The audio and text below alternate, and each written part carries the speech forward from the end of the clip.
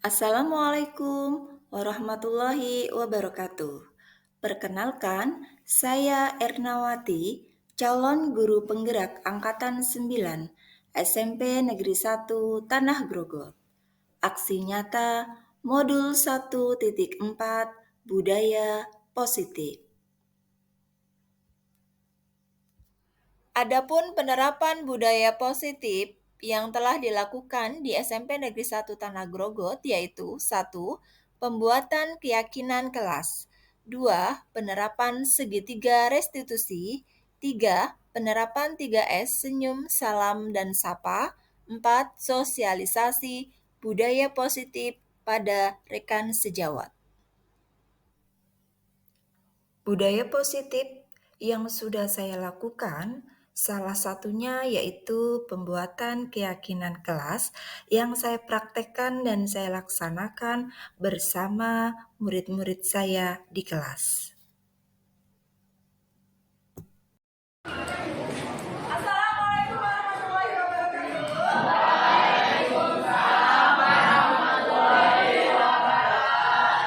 Selamat pagi dan salam sejahtera buat kita semua. Bagaimana kabarnya semua?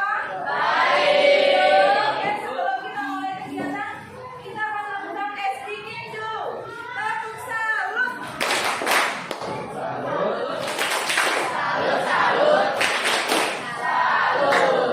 Ulang dong, kayaknya nggak semangat nih ya. Takut salut.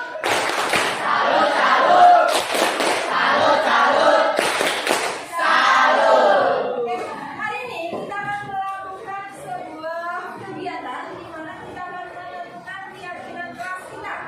Keyakinan kelas itu apa? Ada yang bisa apa? Oke, bikin. Keyakinan kelas sama aja kesepakatan kelas. Boleh. Ada yang lain? Peraturan. Oke. Peraturan. Apakah sama dengan keyakinan kelas? Sama ya sebenarnya. Cuma kalau peraturan itu identik seperti larangan. Contoh, jangan membuang sampah, gitu ya. Kemudian jangan ribut, gitu ya. Itu adalah sebuah peraturan. Peraturan nanti akan kita yakini. Keyakinan itulah yang dikatakan aturan yang harus kita lakukan, tapi tanpa paksaan. Itu dikatakan sebagai keyakinan kelas. Keyakinan kelas merupakan kesepakatan bersama dari apa yang sudah kalian tempuh bersama. Itu namanya kesepakatan. Antara kesepakatan dan keyakinan itu sama. Kenapa? Karena keyakinan itu begini. Peraturan yang sudah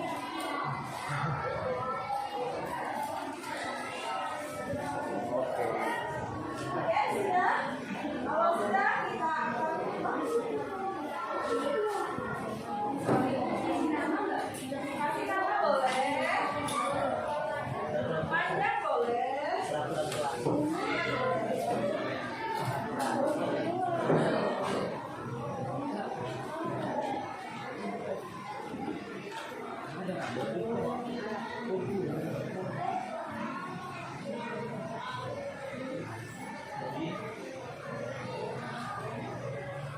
sudah, boleh kalian tempelkan di papan tulis.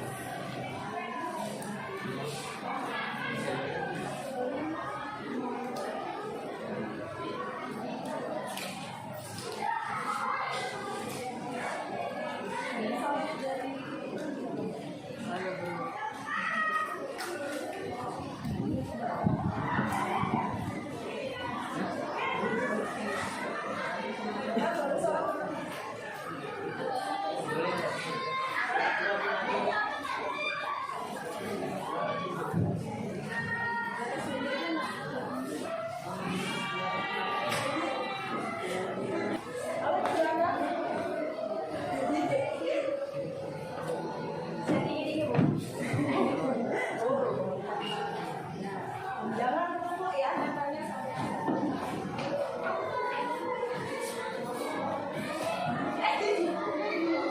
Kebalik sayang, kebalik. Bu, salah naruh MTN. Tulis Ada satu.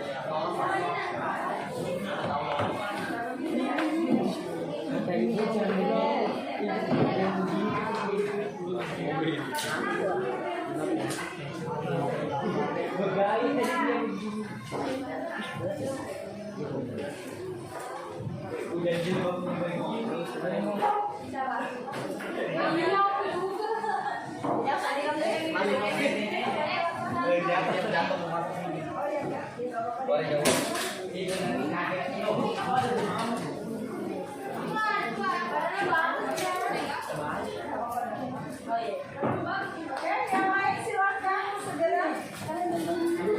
Yang belum?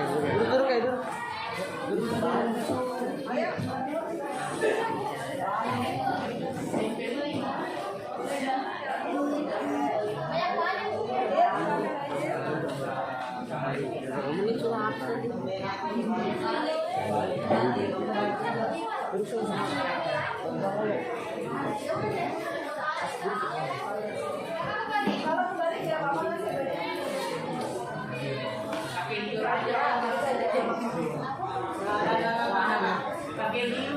Oke, sudah semuanya. Ya, silakan ditempel.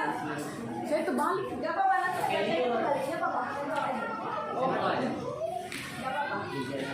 Kebalik. Apa-apa. Ini juga dibalik.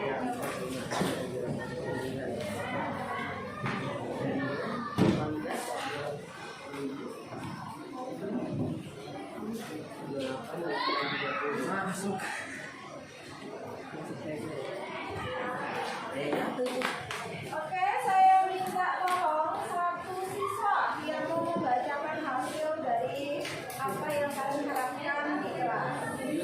Oh, Alfarizi, silakan Alfarizi.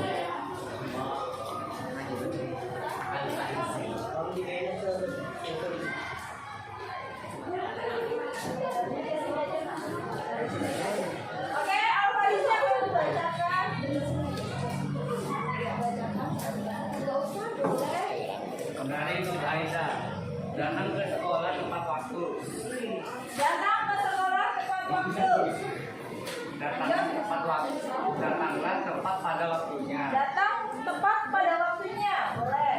Berbicaralah secara perlahan-lahan agar tidak mengganggu konsentrasi orang lain. Berbicara secara perlahan-lahan ya. Oke, boleh lanjut. Membawa gelas setiap individu atau siswa. Membawa gelas. Kalimatnya bagus ya. Jika terlambat usap 20 kali. Dari Rena Rusdi. Kalau terlambat usap 20 kali. Itu hukuman ya. Ya, iya. Bagus tuh Renaldi. Saya ini di kelas ini tidak ada itu seperti pasar. Ya, itu seperti pasar. Kesempatan selalu bersih dan tidak membuang sampah di bawah meja. Lanjut. Sebaiknya tidak membuat keributan di dalam kelas. Ya, yang sama mungkin diambil. Sebaiknya menghormati guru ketika belajar dan di luar kelas. Buanglah sampah pada tempatnya. Oke, berikan tepuk tangan untuk Alfari.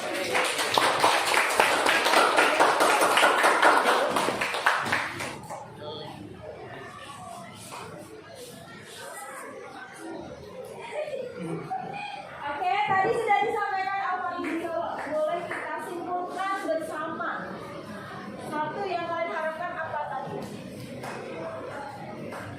Intinya tadi yang kita tulis bersama berarti kita harus datang tepat waktu. Ini spidolnya bagaimana? Kalau ambilkan kosong. Ya. Terima kasih. Datang tepat waktu. Apalagi yang bisa kita simpulkan? Membuang sampah Membuang sampah pada tempatnya. pada tempatnya. Tadi kalau nggak salah kita lihat nggak boleh ribut tadi ya. Bahasanya bagaimana? Ciptakan suasana yang tenang. Ciptakan suasana Yang tenang. yang tenang. Nyaman perlu nggak? Nyaman. Apalagi? Tentram. Bersih nggak? Bersih. Dan bersih di kelas, gitu ya. Kemudian apa lagi? Tadi kalau kita lihat ada kalimat jujur. Jujur di sini bagaimana? Berarti kalau kita lagi ruangan harian harus bersikap jujur. Berarti yang pas kalimatnya bagaimana? Bersikap jujur. Ini ya. Terus tadi ada kalau nggak salah menghormati bapak ibu gurunya ya. Tadi dibacakan sama Salman. Rahman. Apa kalimatnya apa? Saling Menghormati. hormat, menghormati antar manusia.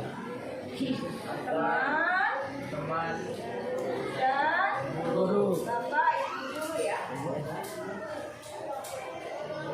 Oke. Apalagi cukup atau sudah selesai atau mau ditambah? Satu lagi Bu, yang hukuman itu Bu. Oh Yang ya, itu hukuman itu tidak bisa kita masukkan ke dalam keyakinan kelas karena akan memberikan dampak yang menyakitkan buat si anak tersebut. Sepakat ya? Jadi hukuman itu tidak kita masukkan ke dalam keyakinan kelas.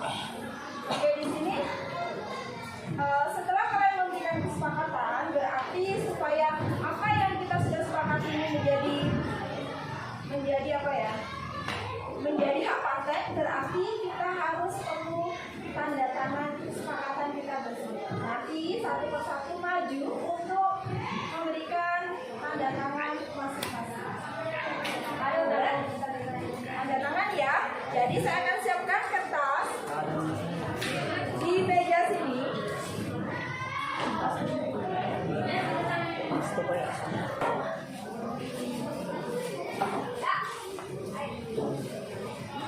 Jadi dia akan bersamping dik ya.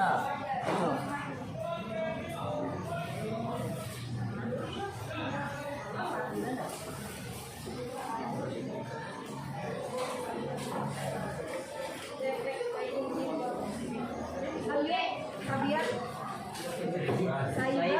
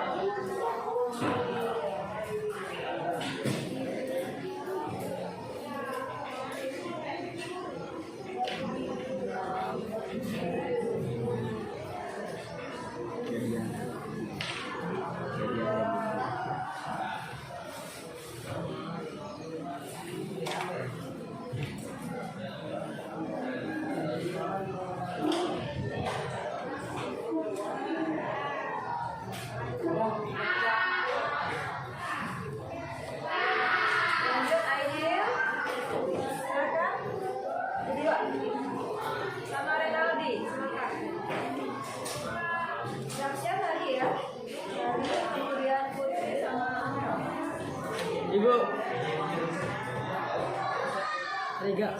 Rega terakhir setelah Saya ikutan, nggak usah. Saya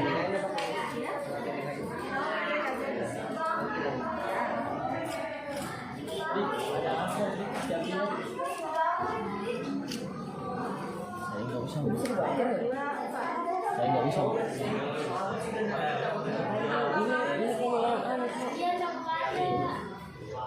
Nyalain aja dia.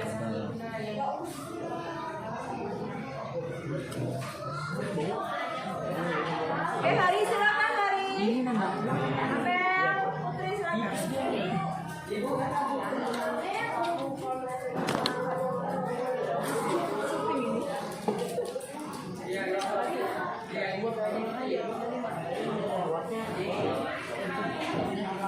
Iya, Hari.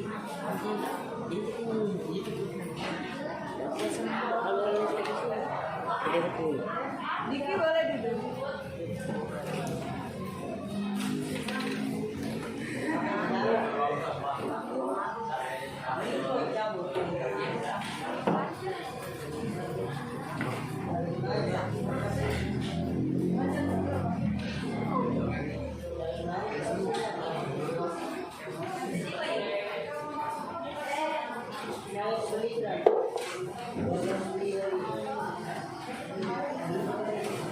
Silakan. Nathan sama Mister.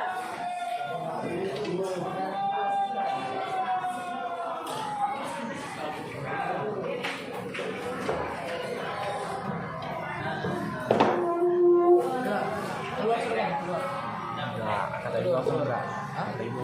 Oh ya.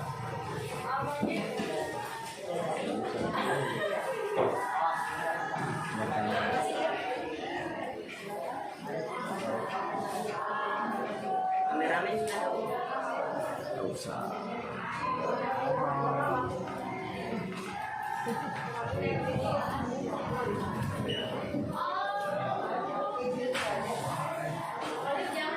Oke, karena sudah semua kita buat kesepakatan. Berakhir sudah proses pelaksanaan kegiatan keyakinan kelas yang sudah disepakati. Harapan Ibu, apa yang sudah kita sepakati ini bisa kita laksanakan dengan baik. Karena yang membuat bukan saya, tetapi dari kalian semua. Oke, terima kasih banyak. Ditutup. Assalamualaikum warahmatullahi wabarakatuh. Warahmatullahi wabarakatuh.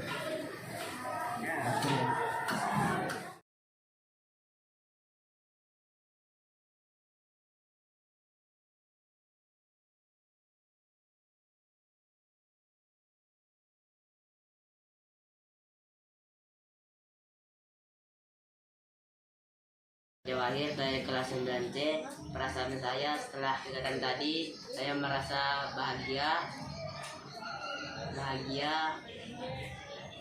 Harapannya bagaimana? Harapannya kelas 9C bisa jadi lebih bagus, lebih baik lagi. Wabarakatuh. Perkenalkan, nama saya Yusuf, saya dari kelas 9C. Jadi perasaan saya setelah melakukan kegiatan di kelas tadi, saya merasa senang dan sangat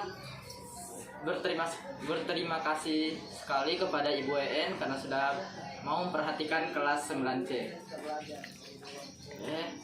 Sekian dari saya. Wassalamualaikum warahmatullahi wabarakatuh. Perkenalkan, nama saya Diki dari kelas 9C.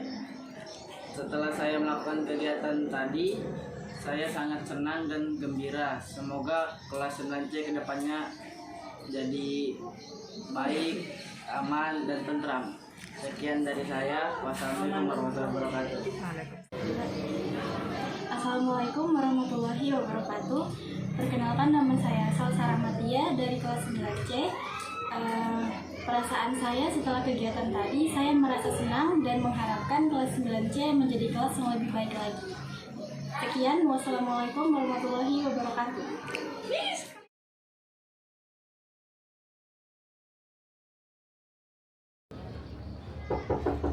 Assalamualaikum Ibu. Waalaikumsalam warahmatullahi wabarakatuh. Oh, Darin, silakan masuk Darin. Silakan duduk. Gimana kabarnya Darin? Baik Ibu. Oke, Darin tahu kenapa Ibu panggil ke sini?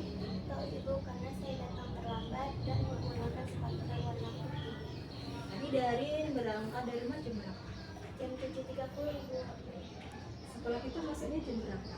Jam 7.30. Kalau dari rumah jam 7.30, kemudian di sekolah masuknya jam 7.30, apakah Darin sudah bisa dikatakan masuk tepat waktu? Tidak Ibu, dari terlambat. Oke, baik. Semua orang pasti pernah melakukan kesalahan. Dan melakukan kesalahan itu adalah hal yang wajar.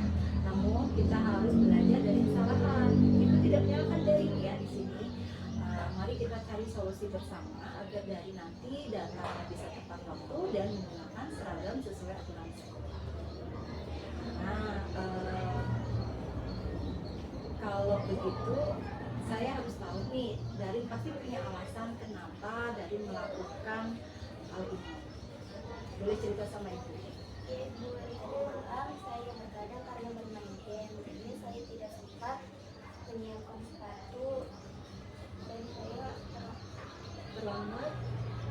terlambat sehingga kesekolahannya menjadi tidak tepat waktu.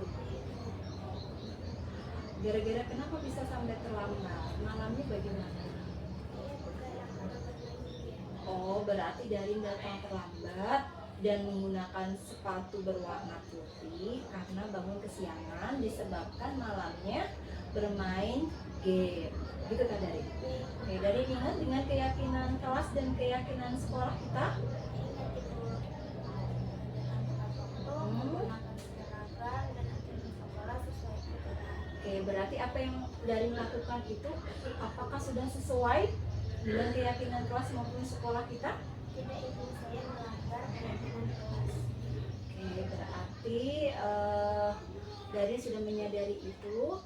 Kira-kira supaya kita tidak terlambat lagi, apa yang harus Darin lakukan? Saya akan mengurangi bermain HP pada malam hari dan saya akan menyiapkan peralatan sekolah sebelum saya tidur. Oke, kira-kira di rumah siapa yang bisa bantu Darin membangunkan begitu supaya bisa bangun cepat dan menyiapkan semua itu sekolah? Itu saya Oke, mulai kapan Darin bisa lakukan ini? mulai malam ini. Oke, alhamdulillah. Mudah-mudahan Darin dikasih kemudahan untuk melakukan ini dan Darin bisa menjadi anak yang disiplin dan taat dengan aturan sekolah dan menjadi anak yang sukses di masa depan. Amin, terima kasih. Sama-sama Darin. Langsung mau ke kelas? Oke, silakan. Waalaikumsalam. Jaga kesehatannya ya Darin. Iya Ibu, terima kasih. Sama-sama.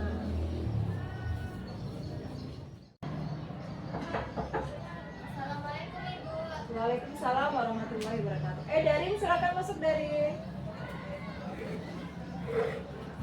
Bagaimana kabarnya Darin? Baik Ibu. Silakan duduk. Terima kasih. Apakah Darin tahu kenapa ibu tanya ke sini? Ibu, karena dari melempari susu dengan kertas. Apakah yang Darin lakukan melempar sisil dengan kertas itu merupakan perbuatan yang salah atau bukan? Tahu Ibu, itu perbuatan yang salah. Salah ya.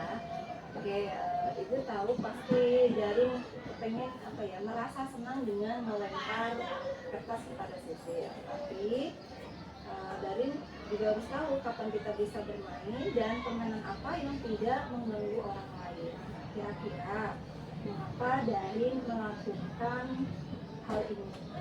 Saya hanya ingin bermain saja Ibu. Oh, berarti Darin hanya ingin bermain. Apa Darin ingat dengan keyakinan kelas maupun keyakinan sekolah kita?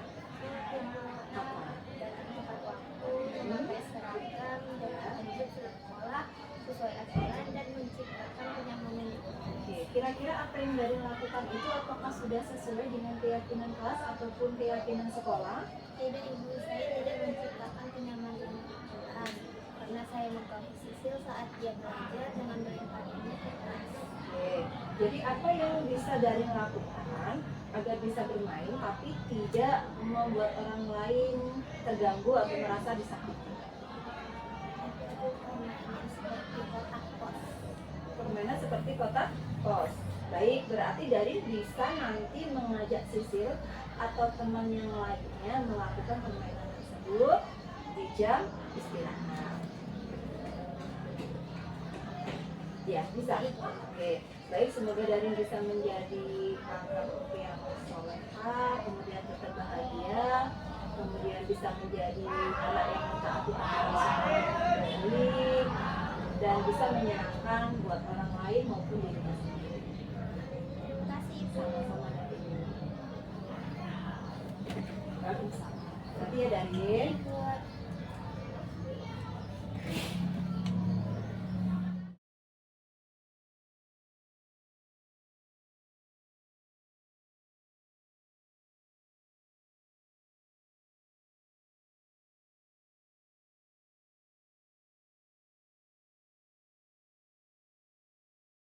Assalamualaikum warahmatullahi wabarakatuh. Halo, perkenalkan nama saya Darin Mufidah dari kelas 9A SMPN Negeri 1 Tanah Grogot. Setelah melakukan diskusi dengan Ibu En tadi, saya merasa senang dan lega. Saya tidak dimarahi ketika saya melakukan kesalahan. Akan tetapi Ibu En mengajak saya untuk menyadari kesalahan yang saya lakukan dan membantu saya menemukan solusi dari permasalahan tersebut. Saya menjadi lebih tenang dan saya berjanji untuk tidak melakukan kesalahan itu lagi. Terima kasih Ibu En.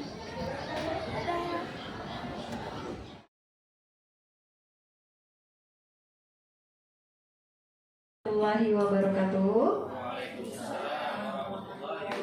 Selamat pagi dan salam sejahtera buat kita semua. Apa kabar semua Bapak Ibu? Alhamdulillah. Mudah kita sehat semua ya Bapak Ibu ya. Oke, baik, sebelumnya saya mohon maaf, saya kumpulkan Bapak Ibu di sini dalam kegiatan sosialisasi budaya positif. Ini merupakan penugasan saya sebagai calon guru penggerak angkatan 9. Jadi saya di sini akan berikan pembahasan tentang sosialisasi budaya positif. Semoga Bapak Ibu berkenan dan bisa mengikuti dengan baik.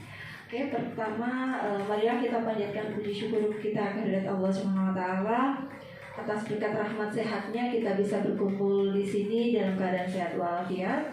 Salawat dan salam kita curahkan kepada junjungan Nabi besar Muhammad SAW yang kita nantikan syafaatnya di yaumul kiamah nanti. Amin. Amin. Amin. Amin. Baik Bapak Ibu, langsung saja. Perkenalkan, tidak usah perkenalan saja ya. Oke, saya Ernawati, calon guru penggerak angkatan 9 SMP Negeri 1 Tanah Grogot, Kabupaten Pasir, Kalimantan Timur. Oke, latar belakang saya melakukan ini karena ini merupakan implementasi pelaksanaan kurikulum merdeka pada satuan pendidikan guna mendapatkan pemahaman baru tentang konsep disiplin positif untuk menciptakan murid dengan profil pelajar Pancasila. Nah, dari latar belakang tersebut kita akan mendapatkan sebuah tujuan atau beberapa tujuan yang ingin kita capai. Yang pertama adalah memahami peran sebagai guru dalam membangun budaya positif di lingkungan sekolah dengan menerapkan konsep disiplin positif dalam berinteraksi dengan murid. Selanjutnya, menumbuhkan murid-murid yang menerapkan budaya positif dan keyakinan yang dibahas bersama dengan motivasi internal hingga terwujudnya pembelajaran yang menyenangkan buat peserta didik. Jadi tujuan ini nantinya kita bisa laksanakan bareng-bareng dan kita terapkan di sekolah kita ini ya Bapak Ibu ya. Selanjutnya, apa sih sebenarnya budaya positif itu begitu ya? Nah, budaya positif itu merupakan perwujudan dari nilai-nilai atau keyakinan universal yang diterapkan di sekolah. Nah, mungkin bisa bantu jawab dari pertanyaan saya. Nilai-nilai universal itu apa ya? Boleh bisa bantu? Apa sih nilai-nilai universal yang kita mau akan capai berkaitan dengan profil pelajar Pancasila? Oke, silakan Pak Sultan. Keyakinan yang disepakati oleh seluruh umat manusia yang ada di dunia, walaupun ada perbedaan suku, agama, ras dan budaya masing-masing, tapi mereka bersepakat pada nilai-nilai universal tersebut. Baik, terima kasih Pak Sultan. Betul sekali ya, tadi nilai-nilai universal yang kita percayakan atau dipercayai oleh seluruh komponen, dan itu merupakan nilai yang akan kita yakini berdampak positif terhadap diri kita maupun komunitas kita maupun lingkungan sekolah kita. Nilai-nilai apa saja yang hendak kita mau capai di sini ya Bapak Ibu ya, sesuai dengan profil pelajar Pancasila. Oke, silakan Bu Umi. Nilai profil pelajar Pancasila yang ingin kita capai di sini kira-kira apa ya Bapak Ibu? Ya. Bismillah, semoga tidak salah. Benar sekali. Apa ya Bu? Silakan. Yang pertama mungkin ada ketuhanan, kemudian kebinekaan, kemudian demokrasi, gotong royong, Keselamatan, kejujuran, ya, keselamatan dan lain sebagainya. Oke. Berarti luar biasa ya Bapak Ibu, hebat ya, Bumi hebat dan Bapak Ibu guru juga hebat yang lainnya, bahwa nilai-nilai universal dan keyakinan yang kita mau capai berdasarkan profil pelajar Pancasila tadi salah satunya tuh beberapa yang disebutkan itu sudah benar semuanya. Nah, dari nilai budaya positif tersebut berfungsi untuk apa? Membangun budaya positif yang ada di sekolah. Perlu perlu kita menyediakan lingkungan yang positif tentunya. Misalnya kita mau anak-anak tadi memiliki budaya yang beriman, bertakwa terhadap Tuhan Yang Maha Esa dan berhak mulia. Nah, berarti kan kita perlu menyediakan sebuah lingkungan yang positif. Kita harus menyediakan sarana prasarana untuk ibadah. Berarti di sebelah kita harus ada musola. Misalnya seperti itu. Dan kondisinya juga harus dalam kondisi aman, nyaman, sehingga anak-anak murid itu bisa melakukan dengan hati yang senang dan bahagia. Lanjut. Nah, seperti budaya positif atau ekosistem positif yang disampaikan oleh Ki Hajar Dewantara dalam bahasanya, kita ambil contoh perbandingannya dengan hidup tumbuh-tumbuhan. Seorang petani di sini dalam hakikatnya sama dengan kewajibannya dengan seorang pendidik yang menanam padi. Oke, perubahan paradigma dari yang ada di layar. Apa yang terjadi? Mungkin saya perlu pendapat dari beberapa teman kaitannya dengan peristiwa yang ada di layar. Ini kan ada dua orang ya, saling misalnya saya menggenggam secari kertas, kemudian kertas itu ada tulisannya, kemudian kertas itu mau diambil sama orang tersebut. Kemudian saya pastinya akan mempertahankan ya Bapak Ibu ya. Nah, yang satu juga mungkin akan memberikan semacam perasaan yang saya juga mau tahu itu apa ya gitu ya. Nah, kemudian menurut Bapak Ibu apa yang terjadi? Kenapa itu bisa terjadi? Siapa yang bisa berpendapat? Oke, silakan Bu Elsa. Ya, kalau di situasi ini kan ada dua orang nih Bu. Yang satunya memegang sebuah rahasia ibarat. Kemudian yang satu ini pengen tahu nih. Nah, pasti kita di posisi orang yang memegang rahasia ini pasti pengen mempertahankan dong, itu nggak mau kita lepas. Dan yang pasti teman kita yang satunya pasti kepo juga nih gitu, penasaran, pengen tahu, dan terjadilah mungkin tarik-tarikan dan sebagainya gitu. Nah, kalau yang saya hubungkan dengan perubahan paradigma ini, kita tidak akan mau melepas apa yang sudah menjadi keyakinan kita itu dengan paksaan orang lain. Pasti kita juga akan mempertahankan itu. Nah, berarti kesimpulannya bahwa perubahan paradigma itu tidak akan bisa dipaksakan kalau bukan dari diri kita sendiri. Kita yang mau membuka tangan kita itu supaya mau berubah. Mungkin seperti itu. Terima kasih. Betul sekali ya Bapak Ibu ya. Ketika kita mau melakukan perubahan, pastinya ada di sini paksaan atau tidak paksaan. Kalau sesuatu dipaksa, pasti berujungnya ke kesalahan dan kekecewaan dan sakit hati.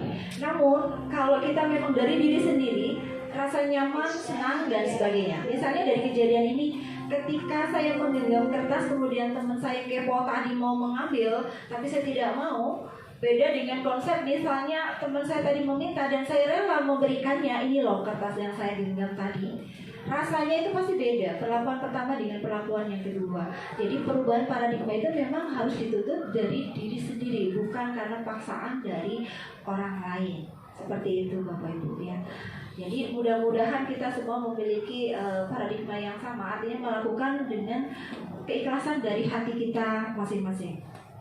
Selanjutnya di sini perubahan paradigma teori kontrol, ilusi guru mengontrol murid, ilusi bahwa kritik dan membuat orang merasa bersalah dapat menguatkan karakter, ilusi bahwa semua penguatan positif efektif dan bermanfaat, ilusi bahwa orang dewasa memiliki hak untuk memaksa. Nah, ini adalah ilusi yang harus kita, artinya perlu kita kontrol ya Bapak Ibu ya. Seperti ini yang poin yang terakhir. Orang dewasa memiliki hak untuk memaksa. Selama ini kita pahami bahwa anak terkadang melakukan apa yang kita suruh itu bukan karena kehendaknya dia, tapi karena saya takut, nanti saya nggak enak, saya rasanya kok nggak sopan dan sebagainya. Nah, bagaimana kalau kita misalnya bisa membuat desain bahwa mereka melakukan itu memang harus dari dirinya sendiri, bukan karena takut dengan kita, seperti itu. Jadi perubahan paradigma teori kontrol itu mengarah ke hal yang seperti itu. Nah, di sini seperti ini Bapak Ibu, teori kontrol. Nah, dan di sini juga ada teori motivasi perilaku manusia. Teori motivasi itu ada 3. Yang pertama, untuk menghindari ketidaknyamanan atau hukuman. Yang kedua, untuk mendapatkan imbalan dari orang lain. Kemudian yang ketiga, dia melakukan untuk menghargai diri sendiri, menjadi insan sesuai harapan kita. Nah, kebanyakan 3 teori motivasi ini yang sering terjadi itu biasanya poin 1 dan 2 kebanyakan. Karena ini dipengaruhi dari motivasi eksternal. Sedangkan yang poin ketiga ini adalah motivasi internal yang tumbuh dari diri sendiri yang memiliki tujuan disiplin positif. Nah, yang di sini karena melakukan itu karena ada sesuatu paksaan dari luar, bukan karena diri sendiri. Contoh, misalnya untuk mendapatkan imbalan dari orang lain. Tolong kerjakan ini, nanti saya kasih uang segini, misalnya seperti itu. Dalam hatinya, padahal sebenarnya saya tidak mampu, cuman karena ada sesuatu yang mau saya dapatkan dan itu yang saya butuhkan juga, artinya langsung melakukannya. Contoh yang pertama, untuk menghindari ketidaknyamanan atau dihukum. Kalau misalnya kamu datangnya tidak tepat waktu, makanya nanti saya akan hukum kamu misalnya. Nanti keliling lapangan mencatat ini dan itu. Pasti anak merasa bahwa saya harus disiplin nih, harus berangkat pagi. Kenapa? Karena nanti pasti saya akan dihukum.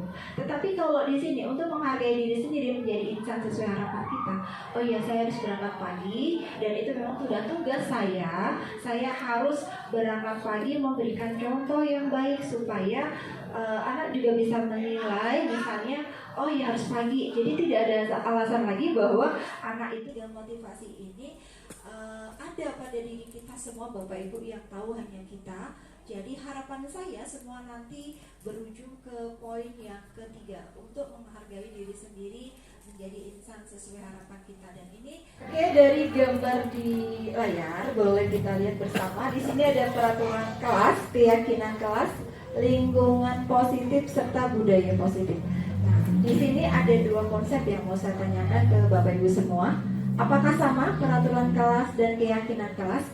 Kalau misalnya tidak sama, kenapa? Nah, bisa, silakan siapa yang mau berikan. Iya, silakan Pak Sungkanya. Tidak sama menurut saya Bu, karena kalau peraturan kelas itu kalimatnya lebih rinci dan biasanya ada kata negatif, misalnya dilarang membuang sampah gitu ya. Nah, sementara keyakinan itu lebih universal, lebih luas. Dalam dilarang membuang sampah ada keyakinan bahwa kesehatan, kebersihan. Nah, itu yang menurut saya kalau keyakinan kelas. Karena dan peraturan kelas juga bisa berbeda-beda antara 7A dan 7B. Tapi kalau keyakinan kelas semua saya rasa sepakat bahwa kebersihan, kesehatan adalah keyakinan bersama semua dari murid. Luar biasa, berikan aplaus buat Pak Sultani, luar biasa. Oke, apa yang disampaikan beliau sudah betul, bahwa peraturan kelas itu identik dengan hukuman atau larangan. Misalnya jangan membuang sampah. Berujung pada sesuatu yang dilarang itu pasti kan tidak enak di hati buat si siswa. Kemudian peraturan itu cenderung untuk dilanggar. Kenapa? Karena melaksanakannya karena aturan. Karena aturan ini loh, jadi biasanya anak suka mencuri-curi untuk melanggar aturan atau peraturan yang dibuat di kelas. Nah, kalau keyakinan kelas itu memang tidak sama ya Pak. Kalau keyakinan cenderung dia itu kesadaran dari diri sendiri, melakukannya tanpa ada paksaan, dan keyakinan kelas pun biasanya dibuat berdasarkan kesepakatan bersama, kemudian kita sepakati di dalam kelas, dan artinya nanti itu kita jadikan sebagai keyakinan kelas. Keyakinan kelas nanti kalau kita bisa lakukan dengan baik akan menciptakan lingkungan positif. Nah, lingkungan yang positif nantinya berujung kepada budaya positif. Jadi ranahnya itu basicnya pertama dari keyakinan kelas yang sudah kita buat itu kita laksanakan dengan baik sehingga nanti berdampak ke lingkungan yang positif.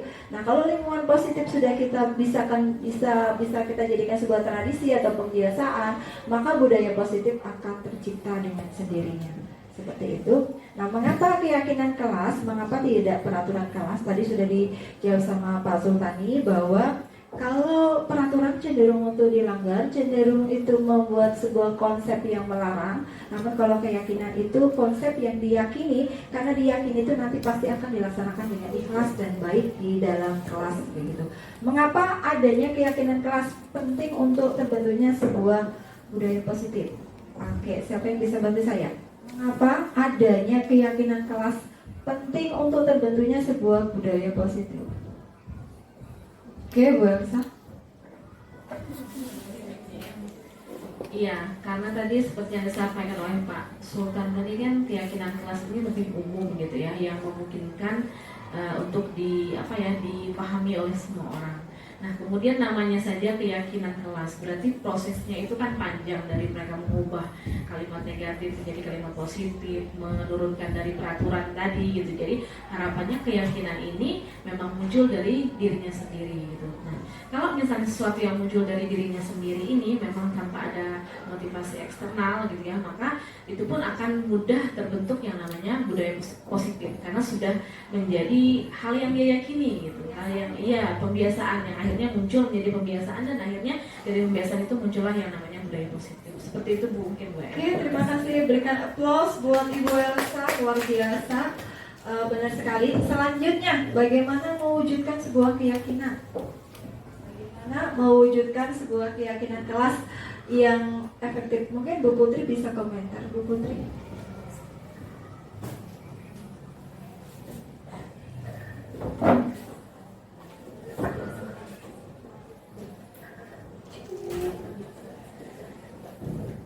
Mungkin melalui pembiasaan bersalaman, sopan santun, menyapa,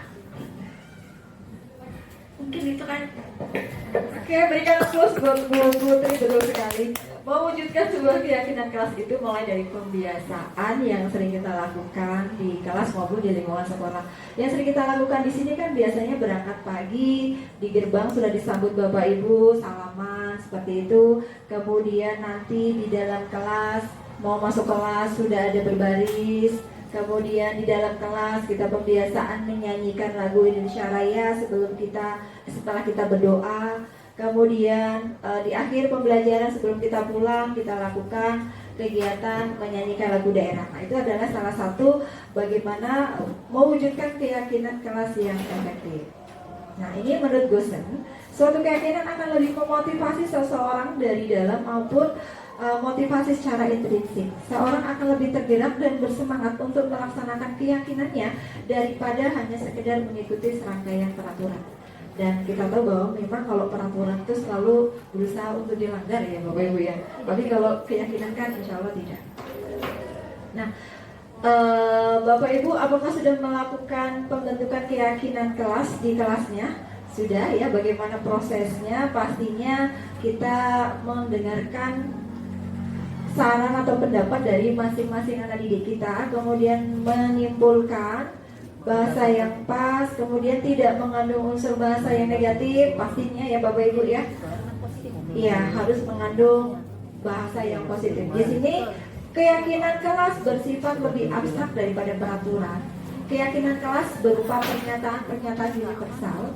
Kemudian keyakinan kelas senantiasa dibuat dalam bentuk positif. Keyakinan kelas hendaknya tidak terlalu banyak sehingga mudah diingat dan dipahami oleh semua warga kelas. Keyakinan kelas hendaknya sesuatu yang dapat diterapkan di lingkungan tersebut. Semua warga kelas hendaknya ikut berkontribusi dalam pembuatan keyakinan kelas lewat kegiatan curang pendapat, bersedia meninjau kembali keyakinan tersebut dari waktu ke waktu. Seperti itu Bapak Ibu.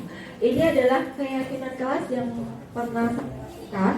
Ini kebetulan di kelas 9C keyakinan kelasnya. Kemudian ada keyakinan kelas, ini ada penempelannya, hasilnya seperti ini. Mungkin saya akan tampilkan bagaimana videonya ya Bapak Ibu ya.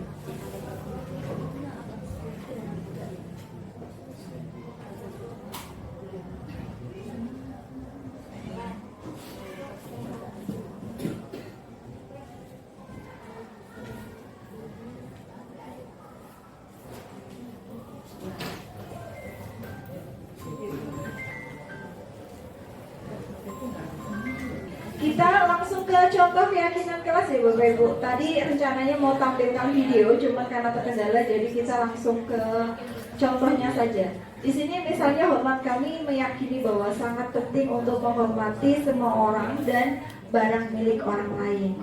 Kemudian di sini ada contoh keyakinan bekerja, artinya kami meyakini bahwa sangat penting untuk mengerjakan segala pekerjaan atau mengikuti kegiatan yang telah ditugaskan, dan seterusnya. Kalau kita lihat kemarin ada guru BK sudah membuat beberapa keyakinan atau beberapa kata kan, kalau sudah pinjam barang sampai 3 kali maka kita harus beli. Itu salah satunya juga harus keyakinan, termasuk di dalamnya situ ya, termasuk di bekerja. Nah itu contohnya buat saya, Bu Umi, Pak Sultani, kalau sudah 3 kali harus beli.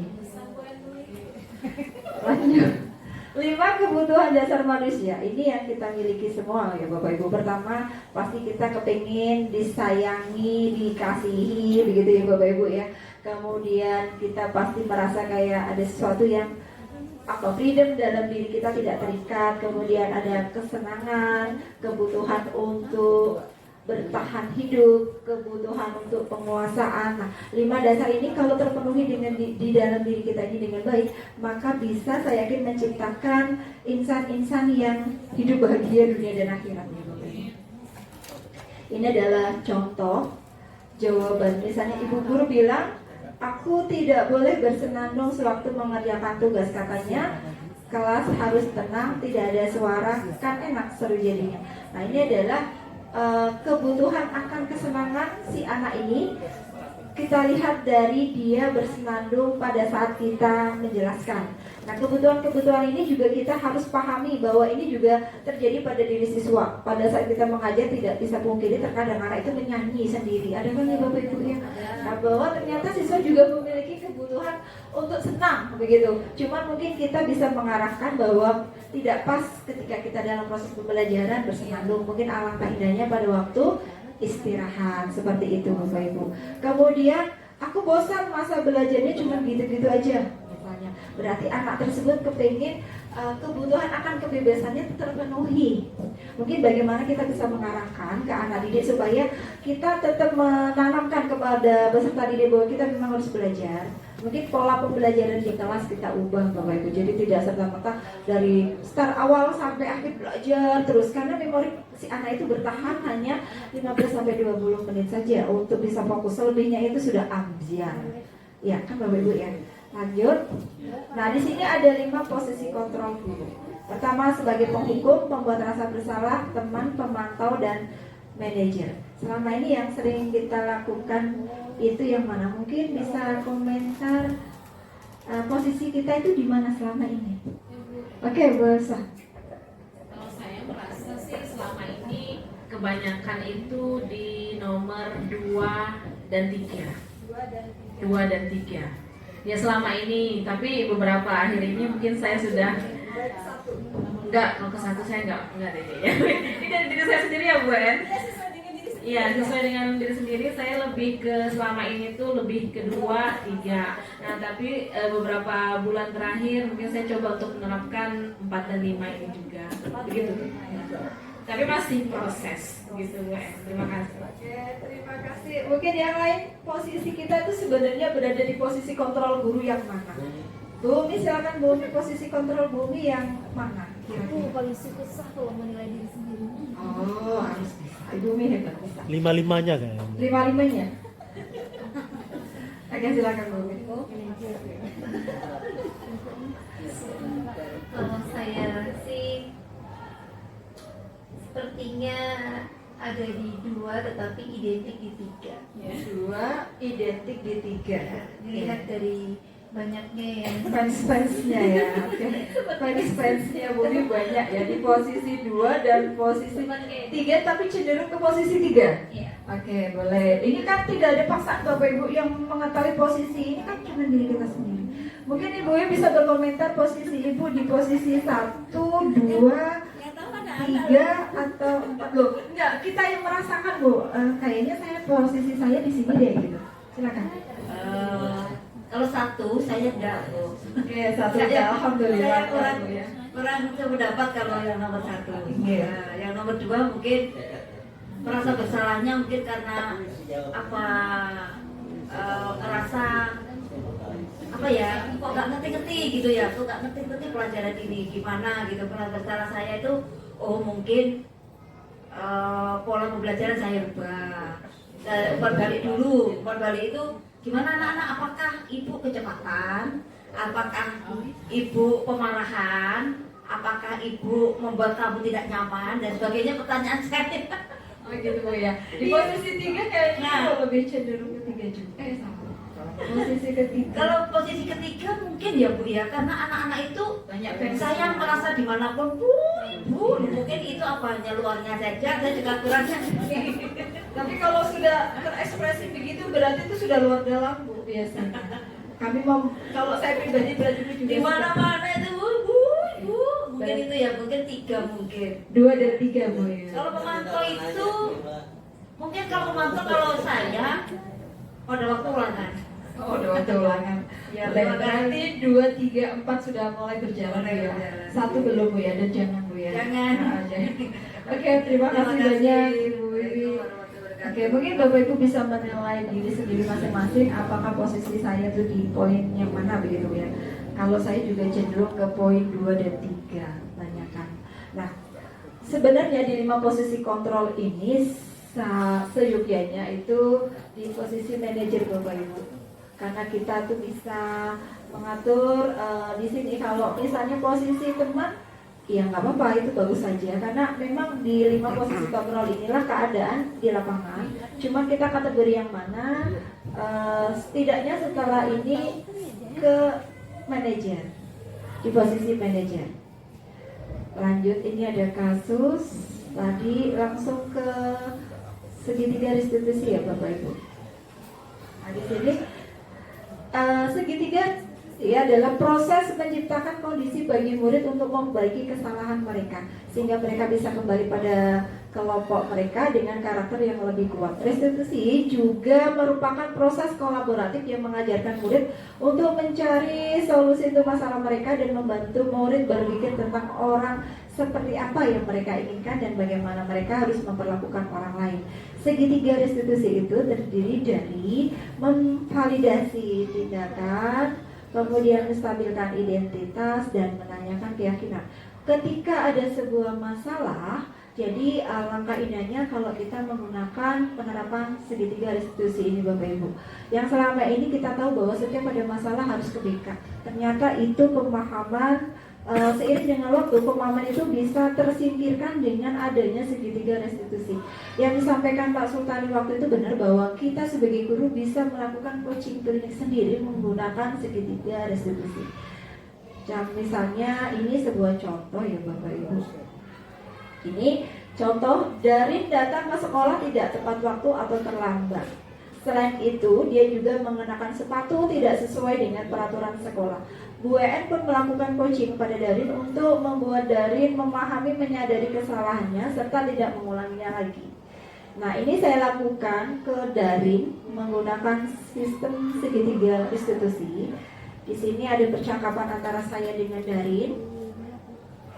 Percakapannya itu kurang lebih seperti ini, Bapak Ibu.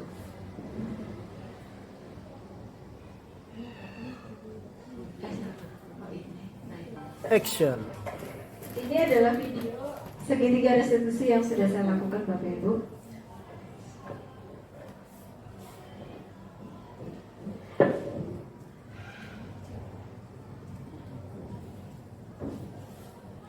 Di sini saya menanyakan kabar Darin, kemudian menanyakan bagaimana maksud Darin saya panggil ini apa. Kemudian Darin mengakui bahwa Darin menggunakan sepatu berwarna putih. Kemudian saya menanyakan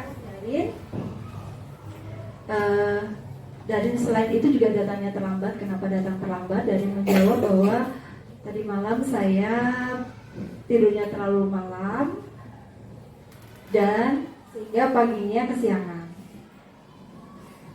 Dan di situ saya bilang menstabilkan keadaan bahwa setiap manusia pasti melakukan kesalahan dan kita harus belajar dari kesalahan sehingga kita mencari dari solusinya saja. Bagaimana supaya kedepannya tidak terlambat lagi dan menggunakan sepatu berwarna putih. Kemudian kita menanyakan validasi tindakan, apakah Darin itu meyakini dari peristiwa, apakah sesuai dengan keyakinan kelas yang kita buat? Tidak seperti itu. Kemudian dari percakapan itu, dari memunculkan sebuah ide, oh ya Bu, berarti kedepannya saya tidak akan bermain game terlalu malam dan saya akan menyiapkan administrasi atau atribut yang harus saya pakai di hari Senin sehingga pagi saya bisa menggunakan sesuai dengan aturan dan datang dengan tepat waktu. Seperti itu Bapak Ibu. Jadi di sini kita tidak harus memberikan sebuah hukuman, tapi mengajak anak itu merenung dari kesalahan yang dia lakukan, kemudian mencari solusinya sendiri dan dia melakukan sendiri. Kita hanya mengingatkan bahwa yang dilakukan itu tidak apa-apa, tidak masalah yang besar. Semua orang pun pasti melakukan. Jadi dengan anggapan seperti itu anak merasa bahwa oh berarti kesalahan yang saya lakukan ini tidaklah hal yang sangat luar biasa. Ada solusi dan respon kita pun welcome sehingga anak merasa senang dan nyaman.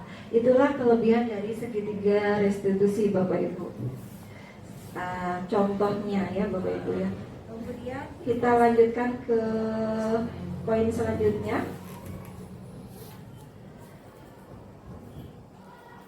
Nah, di sini kita kemudian beralih ke percakapan tadi.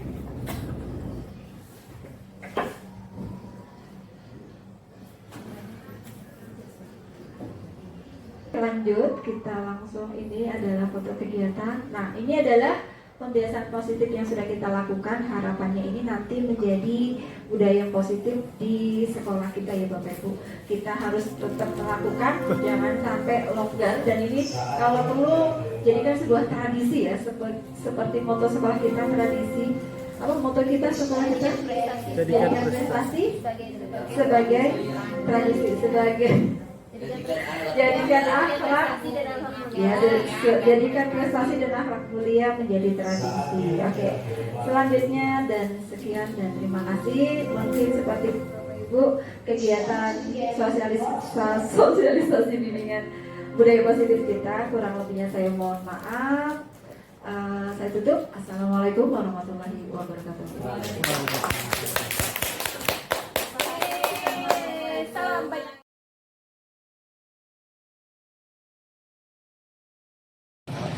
Terus berjijir. Nah, terus berjijir.